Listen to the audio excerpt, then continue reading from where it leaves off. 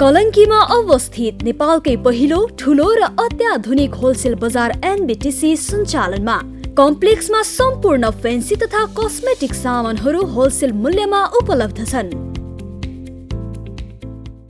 दर्शकवृन्द नमस्कार, केन्द्रबिन्दु समाचारमा स्वागत गर्छु। म मनोज नेउपाने।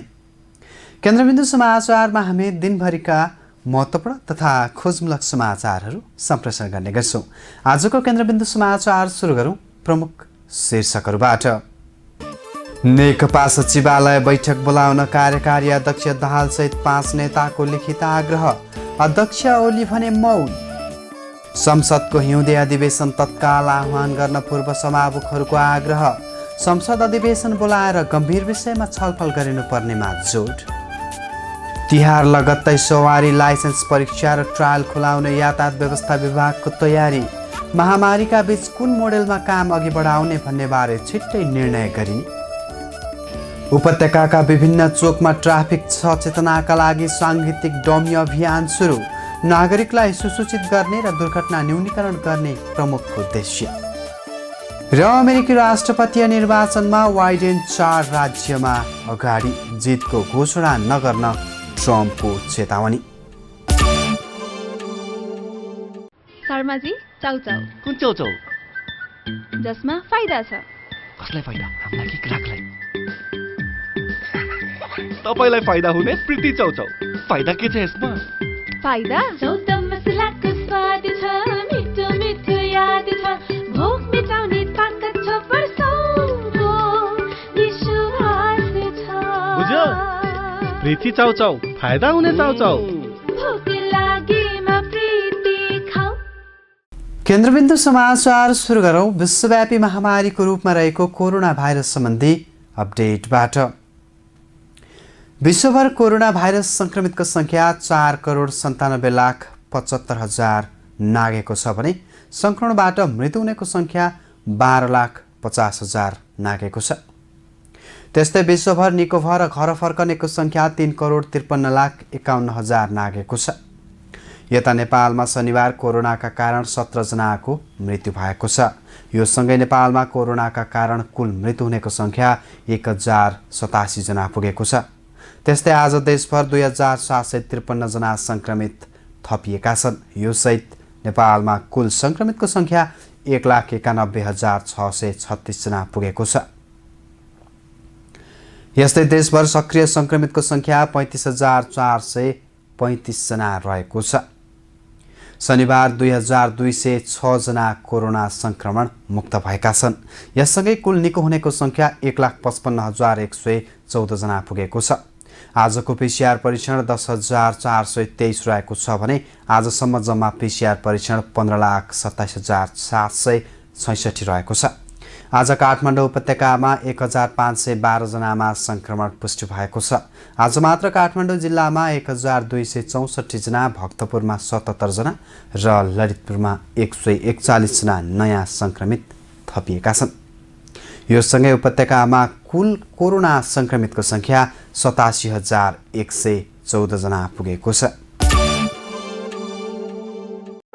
जस्तै परिस्थितिमा पनि होन्डा छ सधैँ तपाईसँगै। त्यसैले अब होन्डा हुनेछ तपाईसँग मात्र 1 रुपियाँको डाउन पेमेन्ट वा 1 रुपियाँको इएमआई वा 1% इन्ट्रेस्ट रेटमा। थप जानकारीका लागि यी नम्बरमा कल गर्नुहोस् वा माथि दिएको लिङ्क क्लिक गर्नुहोस्। होन्डा छ सधैँ तपाईसँगै। अब पुरा समाचार। यति बेला विश्व अमेरिकी राष्ट्रपतीय निर्वाचनको नतिजाको प्रतीक्षामा छ।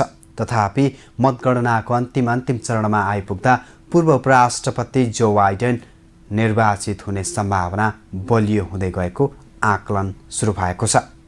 यता राष्ट्रपति ट्रम्पले भने निर्वाचन अझै नसकिएको भन्दै तत्काल आफू विजयी भएको घोषणा नगर्न बाइडेनलाई चेतावनी दिएका छन्।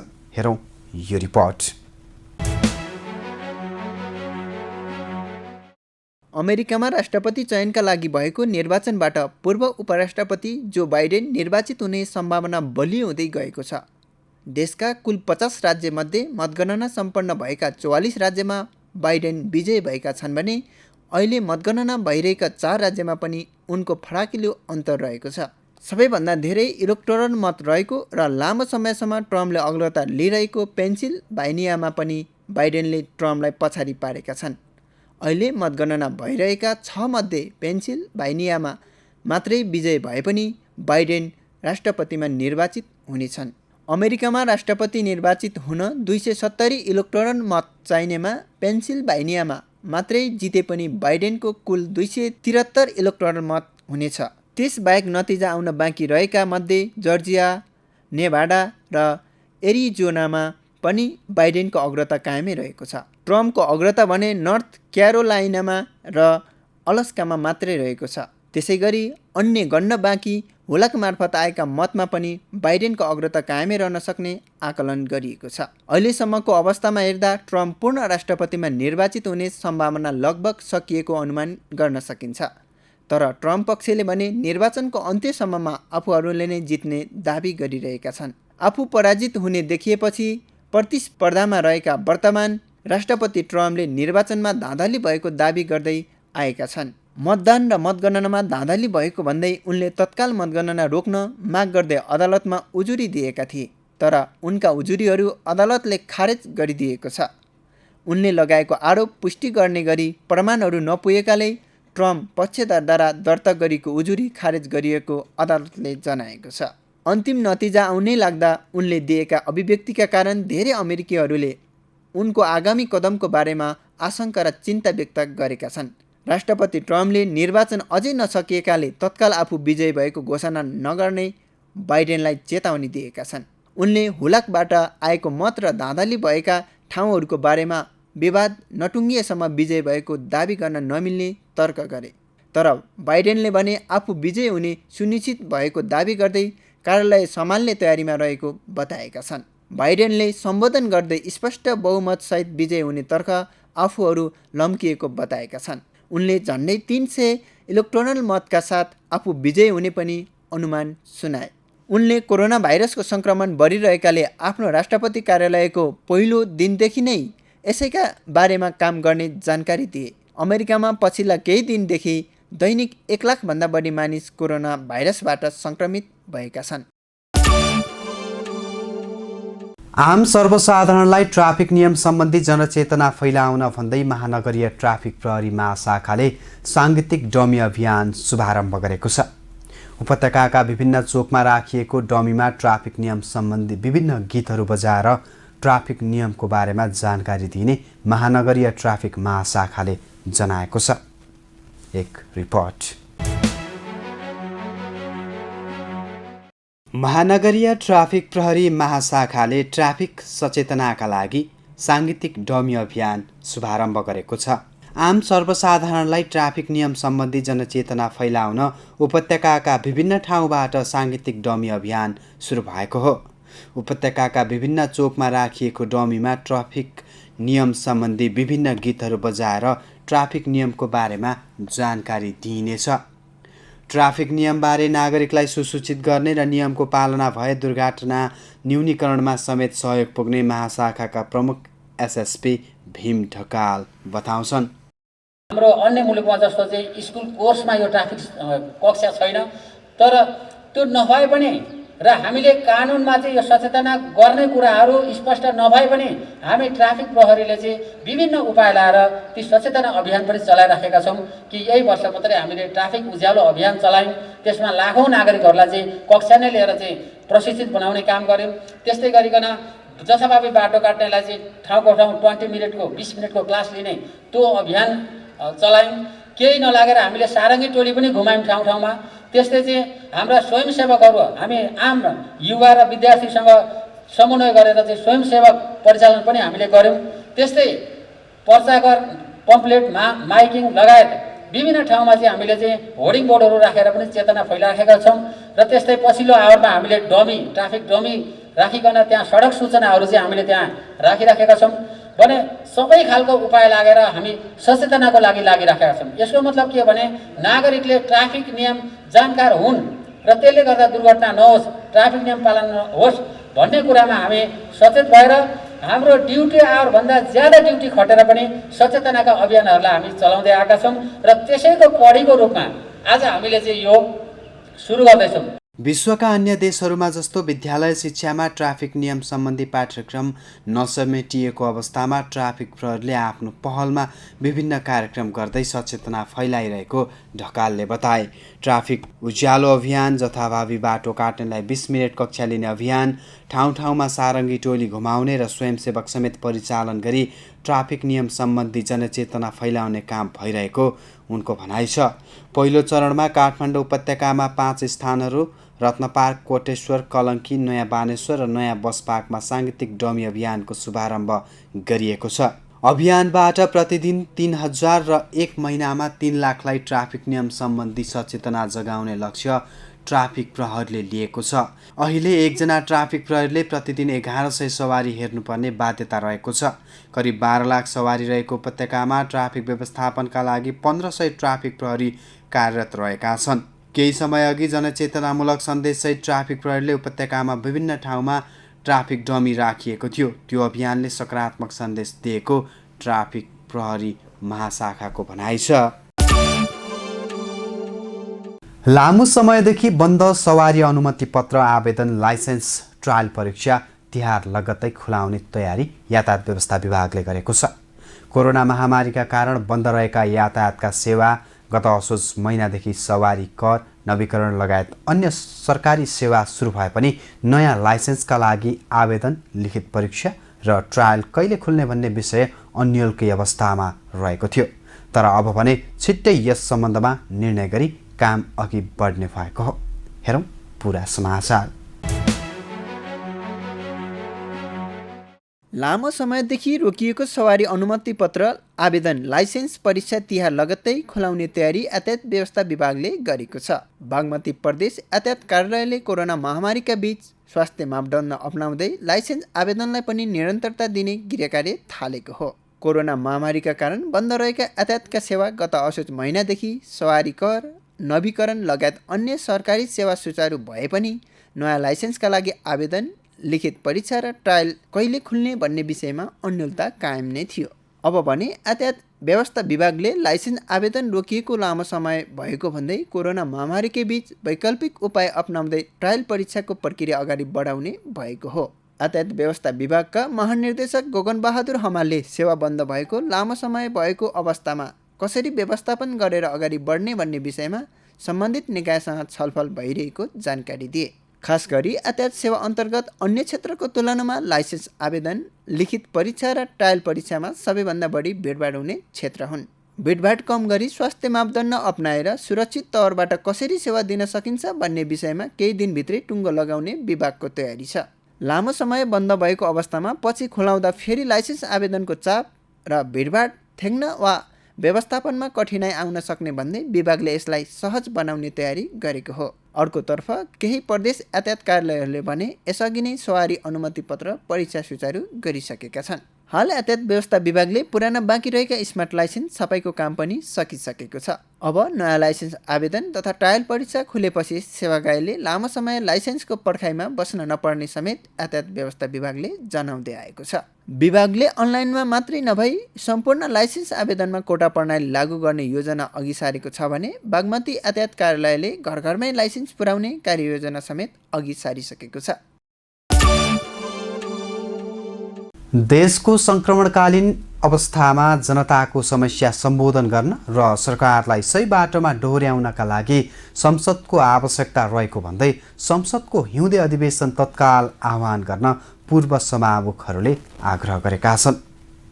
यस्तै पूर्व प्रधानमन्त्री डाक्टर बाबुराम भट्टराईले पनि संसद अधिवेशन बोलाएर गम्भीर विषयमा छलफल गरिनुपर्ने माग राखेका छन्। हेरौँ यो रिपोर्ट। पूर्व सभामुखहरूले सङ्घीय संसदको हिउँदे अधिवेशन तत्काल आह्वान गर्न सरकारसँग आग्रह गरेका छन्। सङ्क्रमणकालीन अवस्थामा जनताको समस्या सम्बोधन गर्न र सरकारलाई सही बाटोमा डोर्याउन पनि संसदको आवश्यकता रहने भएकाले अधिवेशन तत्काल आह्वान गर्न पूर्व सभामुखहरूले आग्रह गरेका हुन्। संसदको आवश्यकता लोकतन्त्रमा महत्त्वपूर्ण रहेको भन्दै तत्काल अधिवेशन आह्वान गर्नुपर्ने पूर्व सभामुखहरूको भनाइ छ। लामो समय संसद बन्द हुँदा सरकार अराजक बन्ने खतरा हुने भएकाले तिहार लगत्तै अधिवेशन आह्वान गर्नुपर्ने पूर्व सभामुखहरूले बताएका हुन्। पूर्व सभामुख वन्सारी घरतीले तिहारपछि अनिवार्य रूपमा संसद चलाउनु पर्ने बताइन्। संविधान अनुसार 6 महिनाभन्दा बढी समय संसद बन्द गर्न नहुने स्मरण गराउँदै अहिलेको अवस्थामा जनप्रतिनिधिहरूले जनताका कुरा राख्न पनि संसद अनिवार्य रहेको उनको भनाइ छ। असार 18 गते हो संसद बन्द भएको। आजको दिनमा चाहिँ 4 महिनाभन्दा बढ्ता भइसक्यो।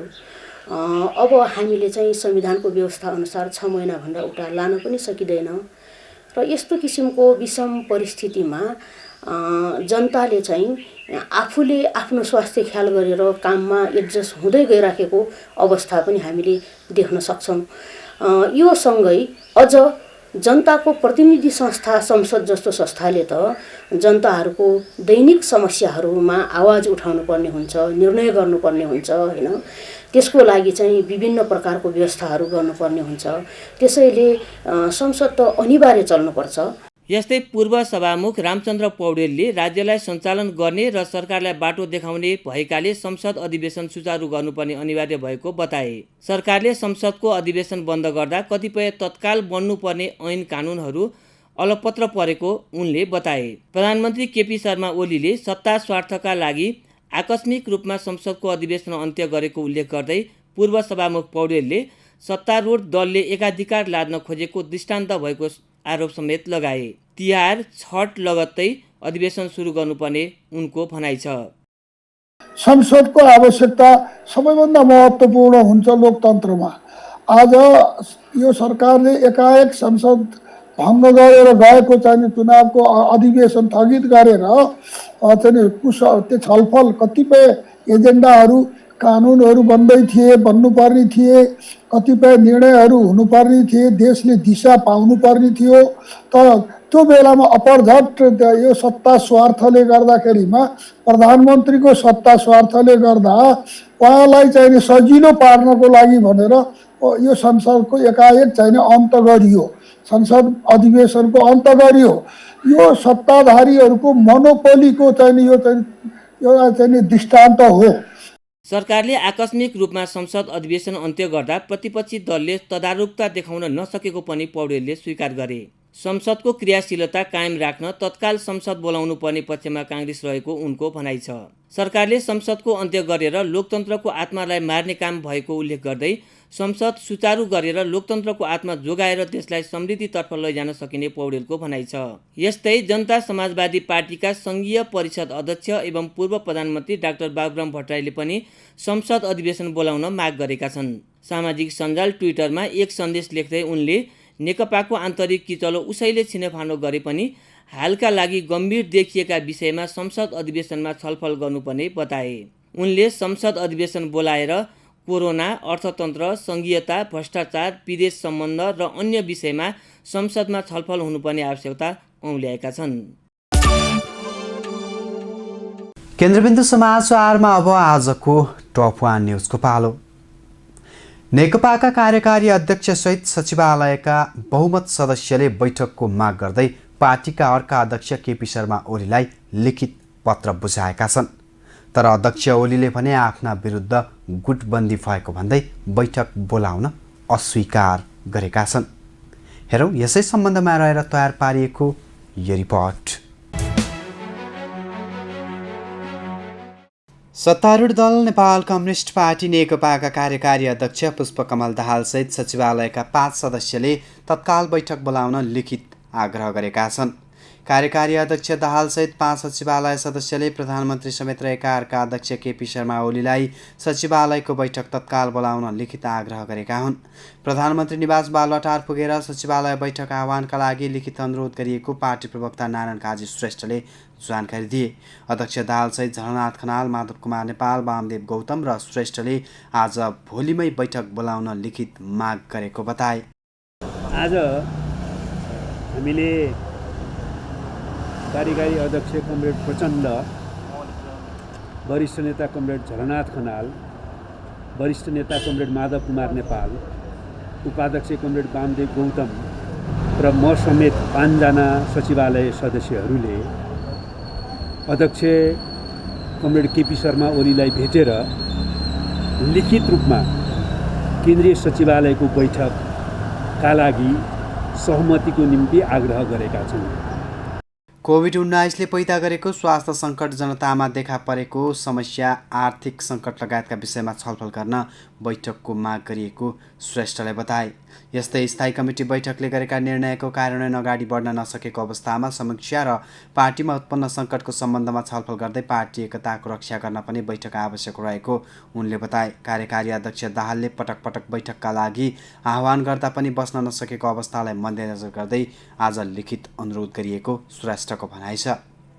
यता बैठक बस्ने बारेमा प्रधानमन्त्री तथा नेकपा अध्यक्ष ओलीले भने कुनै पनि निष्कर्ष नदिएको श्रेष्ठले बताए।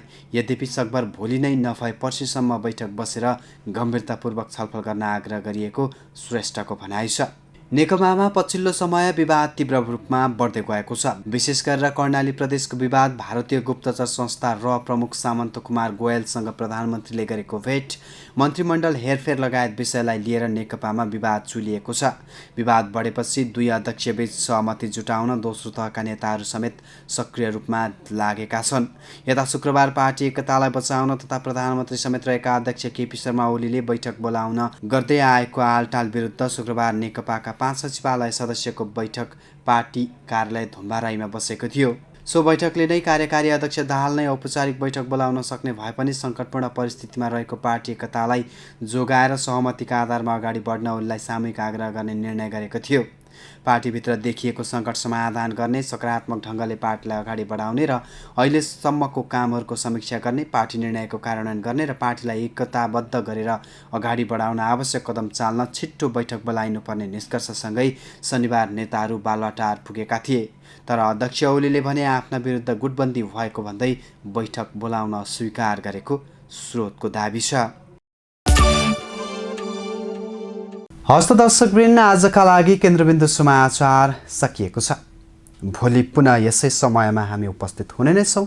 तबसम्मका लागि बिदा दिनुहोस्। केन्द्रबिन्दु न्युज हेर्दै गर्नुहोला। नमस्कार।